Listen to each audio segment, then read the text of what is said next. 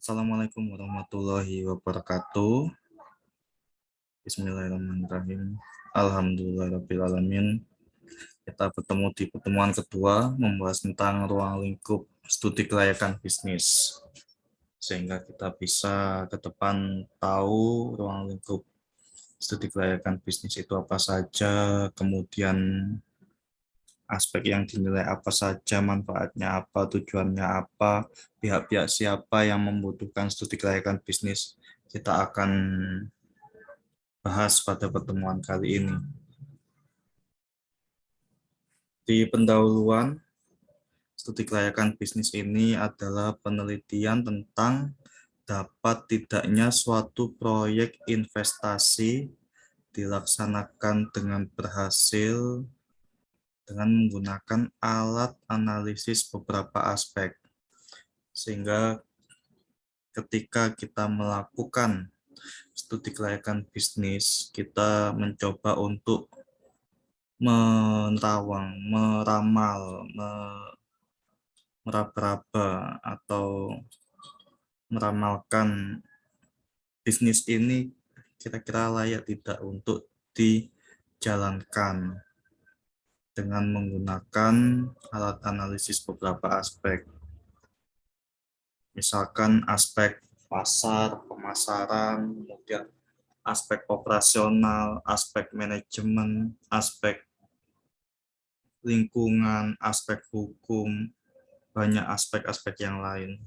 Semakin besar bisnisnya, tentu semakin banyak pertimbangan aspeknya. Semakin kecil bisnisnya, tentu semakin kecil pula pertimbangan aspek yang perlu dipertimbangkan. Kemudian bagi pihak yang berorientasi profit, biasanya menilai keberhasilan proyek investasi ini diukur dari pencapaian profitnya. Ini yang penting, bagaimana caranya agar segera balik modal dan segera profit. Jika kita pernah mendapatkan proposal penawaran waralaba atau franchise kopi atau makanan atau snack, itu kan mesti di situ dijelaskan bahwa ini nanti 3 bulan kemudian sudah BEP, 6 bulan kemudian dengan modal sekian sudah BEP, sisa profitnya saja. Nah, dari situ biasanya calon-calon investor yang orientasinya profit tertariknya di situ. Apakah memang bisa dipastikan setelah bulan ke-6 BEP ini memang betul-betul profit? Ataukah itu hanya perhitungan mulus agar bisa bisa segera membuka banyak cabang waralaba di setiap kota? Itu yang harus hati-hati. Kemudian bagi pihak yang berorientasi non-profit, menilai keberhasilan suatu proyek investasi diukur dari besaran penyerapan tenaga kerjanya, pemanfaatan sumber daya yang optimal, dan manfaat lain bagi masyarakat luas. Ini yang biasanya diprioritaskan oleh pemerintah ketika dia mengundang investor asing ke Indonesia. Misalkan salah satunya kemarin ada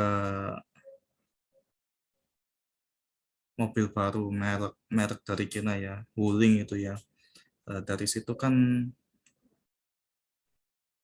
pemerintah menilai ini jika membuka pabrik langsung di Indonesia, tepatnya di Jawa Barat, maka bisa mendapatkan penyerapan tenaga kerja sekitar puluhan ribu. Kemudian sumber daya optimal juga, upah kita juga masih tergolong murah dibandingkan dengan negara ASEAN lainnya. Kemudian juga spare part bahan baku untuk membuat mobil juga tersedia sehingga tidak perlu impor dari Cina atau dari negara lain. Kemudian memiliki manfaat lain, misalkan konsumennya akhirnya mempunyai alternatif lain dengan harga yang sedikit miring tapi yang cukup jauh, tapi fasilitasnya sama dengan harganya selisihnya sekitar 100 juta, tapi fasilitasnya sama. Kemudian itu yang ditawarkan oleh mobil Cina Wuling, tapi semakin ke sini semakin masih ada permasalahan infonya. Cuman banyak manfaat lain yang bisa dipertimbangkan oleh pihak yang berorientasi non-profit. Kemudian manfaat studi kelayakan bisnis, ada 3 aspek manfaat. Untuk aspek manfaat finansial itu jadi manfaat dari proyek tersebut secara ekonomis, apakah proyek itu dipandang lebih menguntungkan apabila dibandingkan dengan resiko dari proyek tersebut. Nah, apakah lebih besar untungnya dari sisi ekonomis, finansial, atau lebih besar resikonya? Itu yang harus dipertimbangkan, apalagi kondisi saat ini, kondisi perang. Sewaktu-waktu bisa ketika perang, maka perusahaan ini tutup, tidak berproduksi, tiba-tiba dinasionalisasikan oleh pemerintah, maka investornya yang rugi. Atau risiko lain seperti di Papua sampai sekarang ada KKB, terjadi beberapa penembakan di tambang emas. Kemudian itu semua akhirnya dipertimbangkan manfaat ekonomis dibandingkan dengan risiko. Kemudian manfaat ekonomi nasional, ini manfaat ekonomis dari suatu proyek bagi suatu negara di mana proyek itu dilaksanakan atau manfaat dari proyek itu ada dampak ekonomi makronya suatu negara. Seperti yang kita tahu, misalkan Formula E besok ini di Jakarta, apakah ada manfaat ekonomi makronya ke negara? Tentu ada. Apalagi juga yang balapan motor di Nusa Tenggara Barat, tentu itu ada sangat besar manfaat ekonomi makronya, bisa meningkatkan pariwisata, meningkatkan pendapatan daerah, meningkatkan kesejahteraan masyarakat sekitar. Kemudian manfaat sosial, ini manfaat di mana proyek tersebut memberikan dampak sosial yang positif, misalnya penyerapan tenaga kerja. Nah, ini yang seperti yang dibahas tadi. Ketika membangun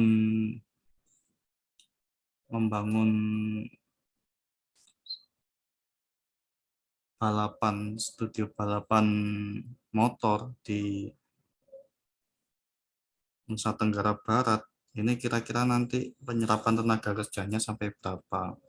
Ketika membangun tol Trans Jawa, ini penyerapan tenaganya sampai berapa orang?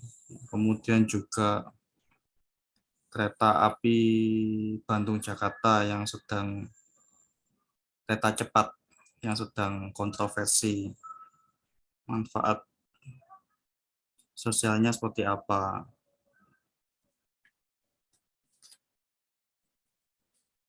Kemudian pihak-pihak yang membutuhkan laporan studi kelayakan bisnis ini biasanya investor. Tentunya investor yang memiliki uang. Jadi biasanya juga yang mempunyai ide bisnis ini kan belum tentu mempunyai uang. Maka laporan atau proposal studi kelayakan bisnis ini nantinya ditawarkan ke investor atau ke kreditor. Ke investor ya para sultan di Indonesia atau di Jawa Timur untuk menilai apakah ini layak didanai atau tidak bisnisnya. Kemudian jika tidak tembus dari investor ya maka ke pihak kreditor, apakah perbankan syariah atau koperasi syariah atau perbankan konvensional, macam-macam sekarang ya. Kreditor pun juga bisa jadi kreditor pribadi juga bisa, selama nanti ada kesepakatan take and give yang bisa diberikan.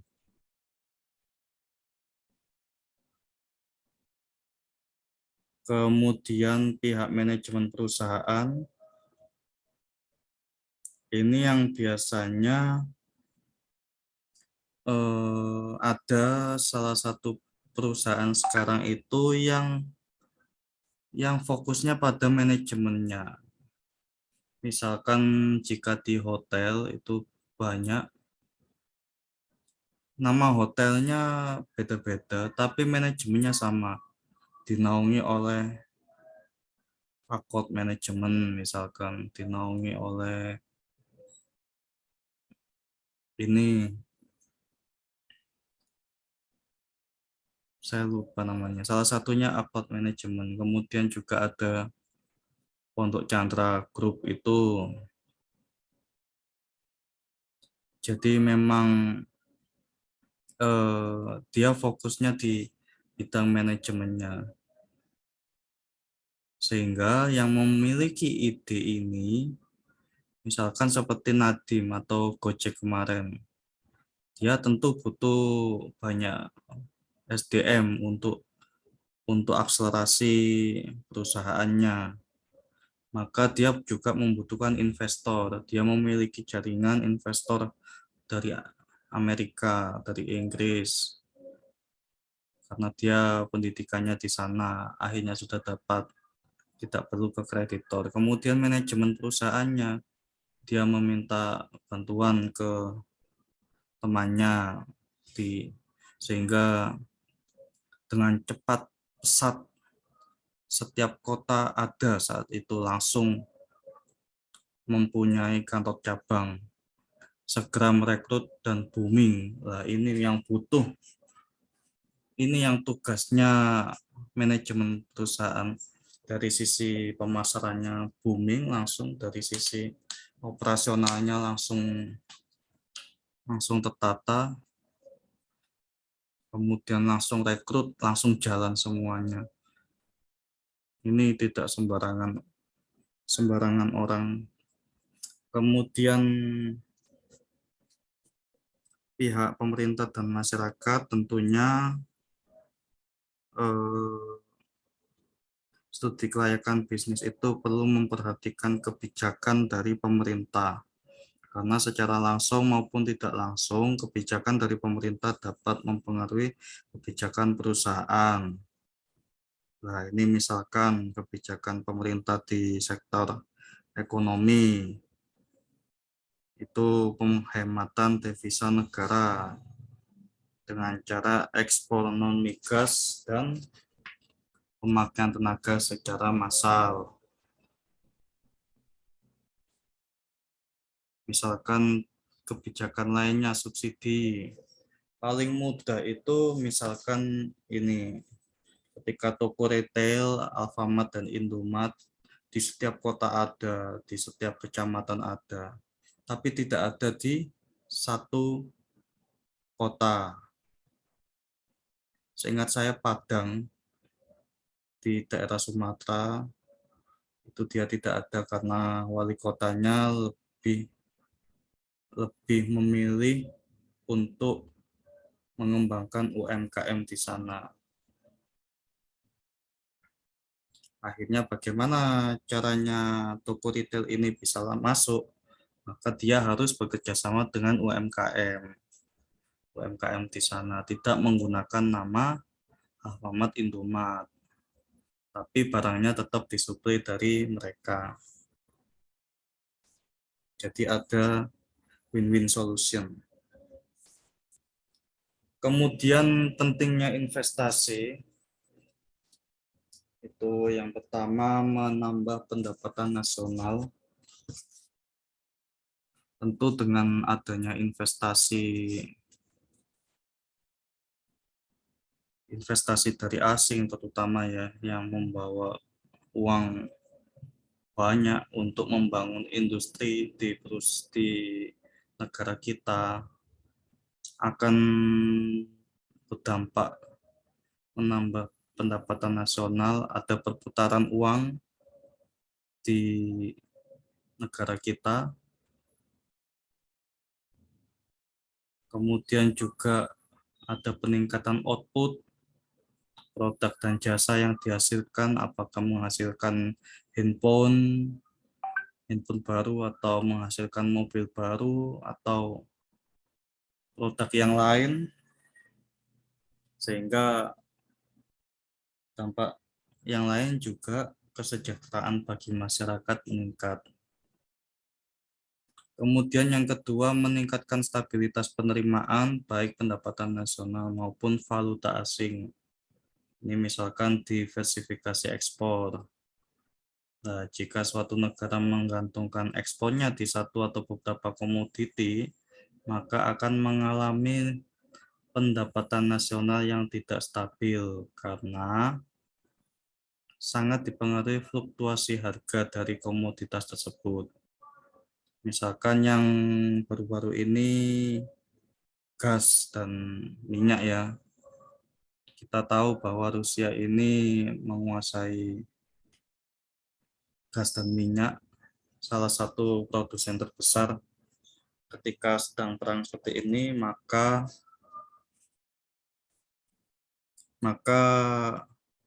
harga minyak cenderung naik, harga minyak dunia, kemudian juga gas, dia juga menguasai pasar Eropa, sehingga itu bisa meningkatkan stabilitas penerimaan suatu negara.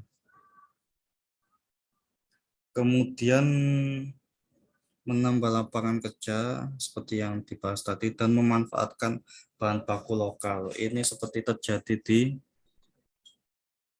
Freeport. Saat itu dulu sebelum zamannya Jokowi, Freeport itu mengirim bahan mentah ke negara-negara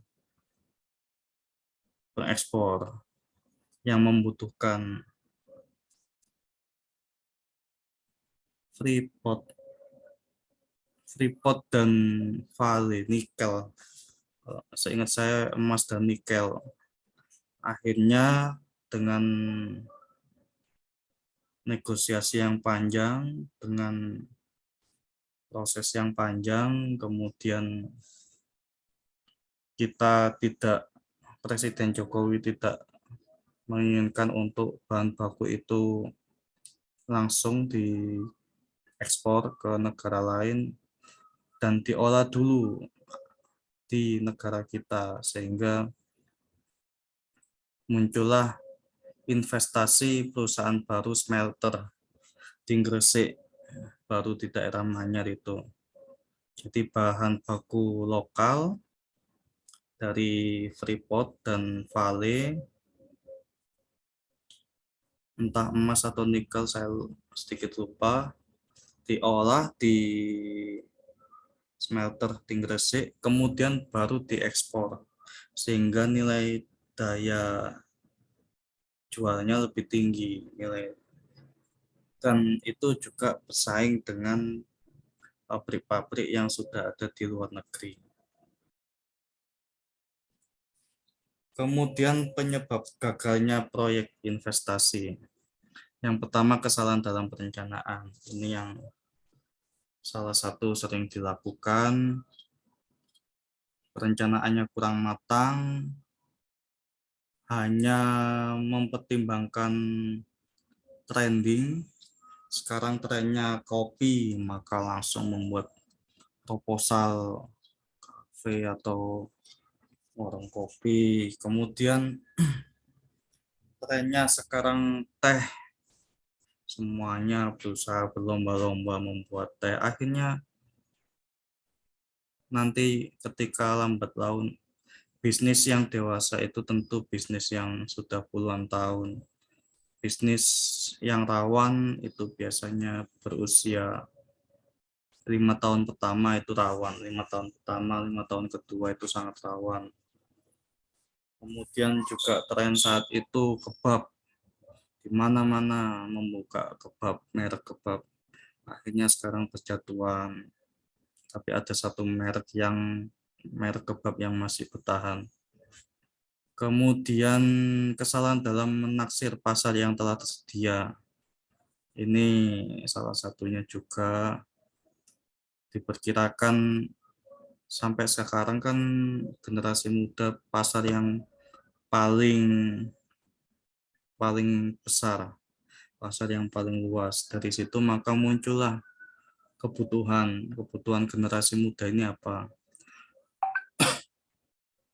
Generasi muda yang sudah menikah, kebutuhannya apa? Generasi muda yang sebelum menikah, kebutuhannya apa saja?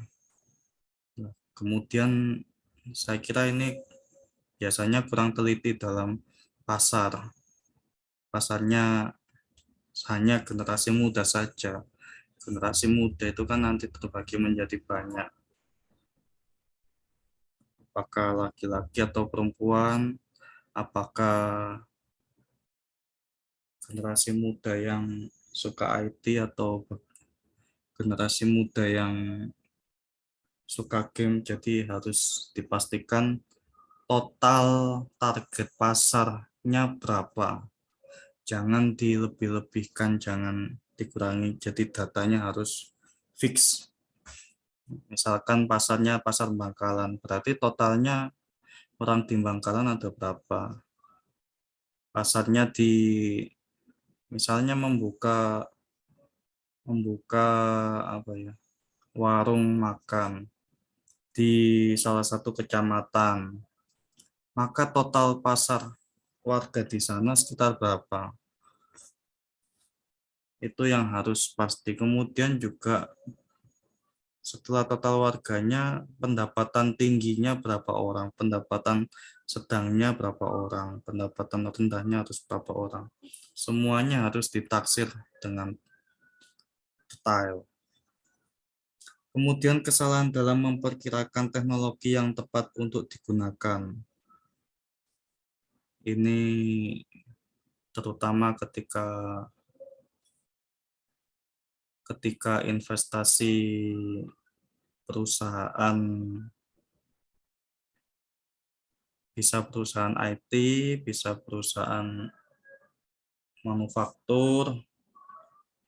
Ternyata teknologi yang dipakai dari Eropa tidak tepat ketika di sini. Akhirnya banyak yang tidak terpakai, padahal harganya juga sangat mahal, ratusan juta atau miliaran.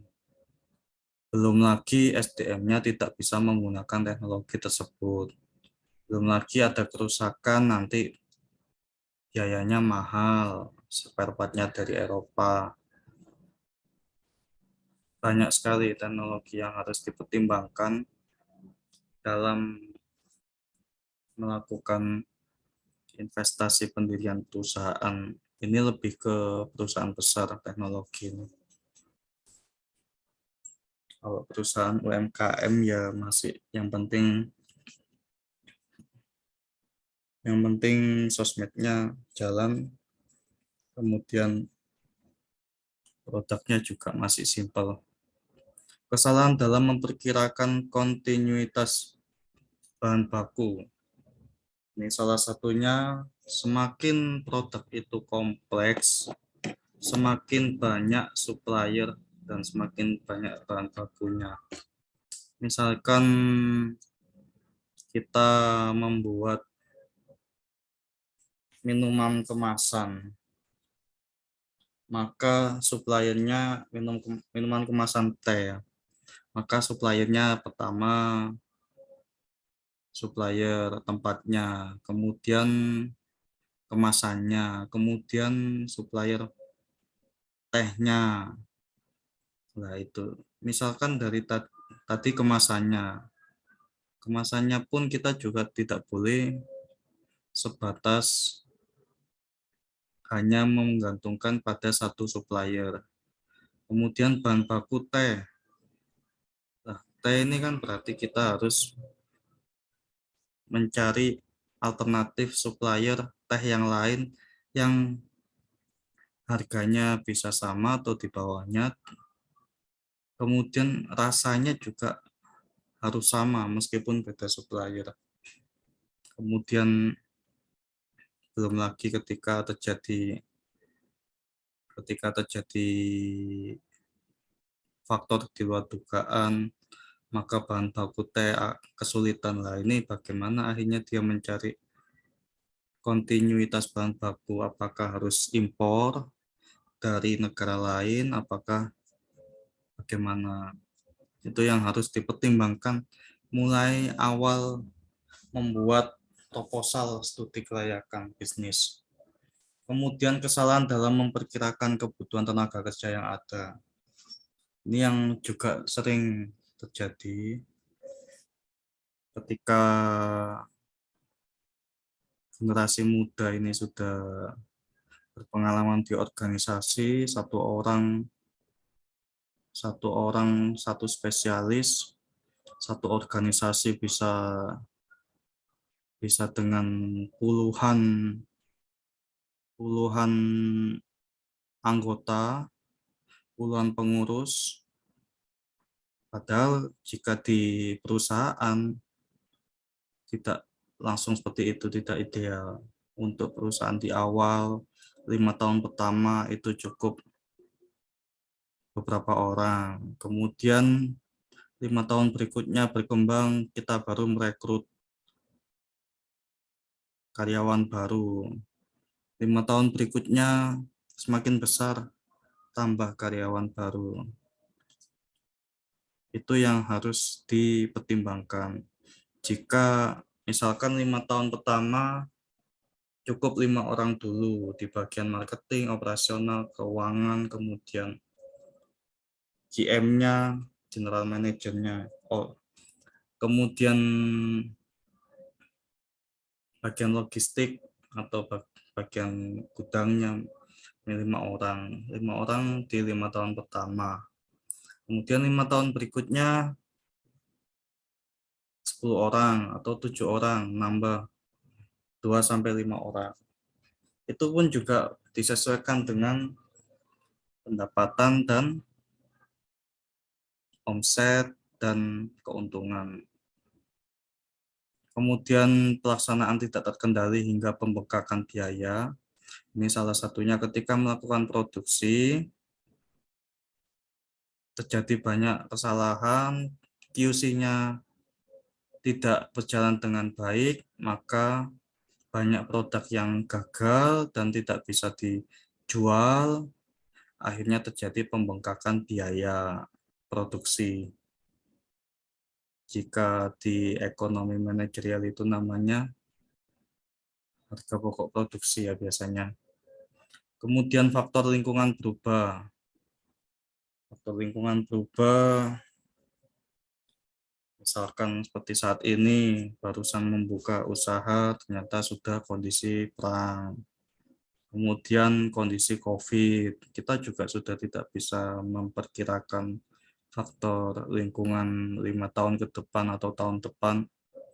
Pasti ada, ini sudah di luar